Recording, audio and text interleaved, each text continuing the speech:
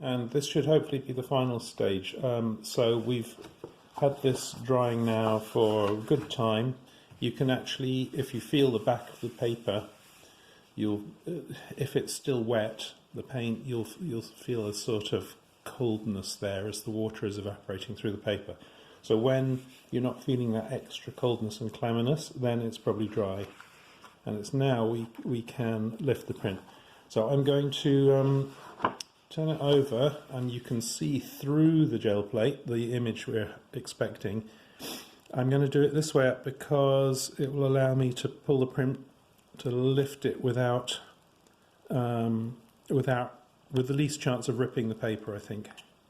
So I'm going to roll the gel plate back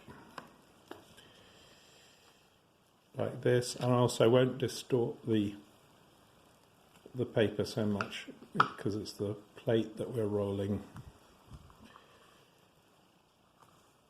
And back it goes. There we go. That's it. And what can we see? We managed to get these marks without smudging, which is really good. You can see the drag lines in the sky that I've made with the end of the paintbrush. You can see how it feels like the moon, doesn't it? It has that slight edge to it, which I really, really like. The feeling that it's not quite a full moon. I like the field pattern.